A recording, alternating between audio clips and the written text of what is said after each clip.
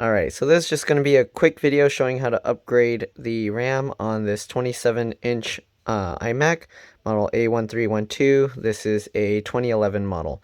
Alright, so you're going to use a PH2 or JS2 screwdriver, and we're just going to remove the screws from the bottom here.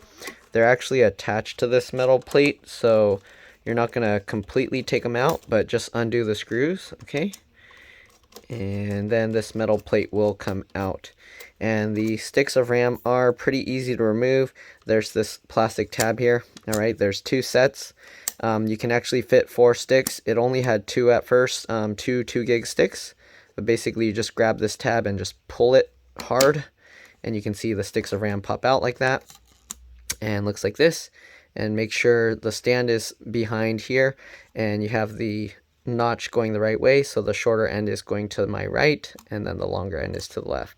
But basically what you do, make sure the tab is out of the way, just drop it in there, and then you gotta push this down pretty hard. Okay, it clicks into place, and just push it in.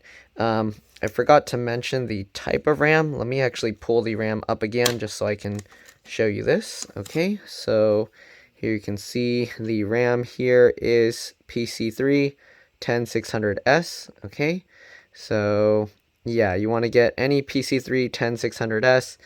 Usually you can get Mac specific, but it doesn't actually have to be Mac specific. Hold on, I'll be back. Alright, sorry about that. I had to mute my notifications on my phone before it started beeping. But anyways, you don't have to get Mac specific RAM. Any PC3 10600S should work.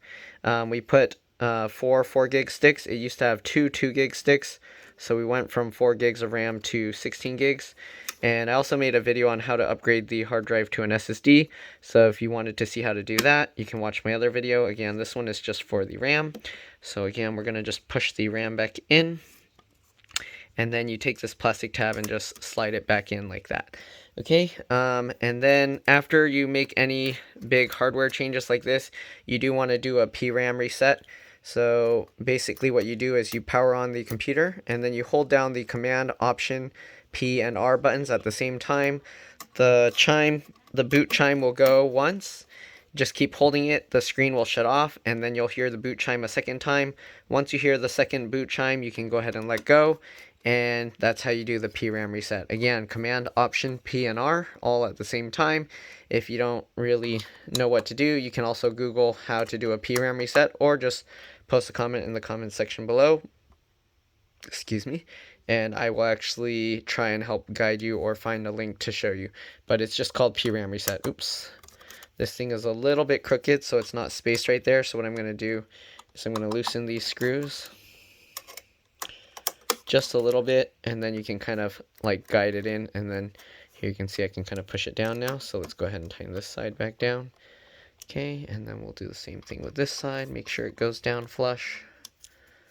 Okay, good. And then we can go ahead and tighten the middle one.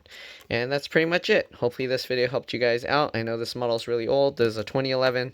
I think it's the same for the 2009 all the way to 2012 maybe. But the non-retina models, the ones with these thicker edges that have a CD drive. Anyways, thanks for watching, and I'll see you all in the next one. Bye.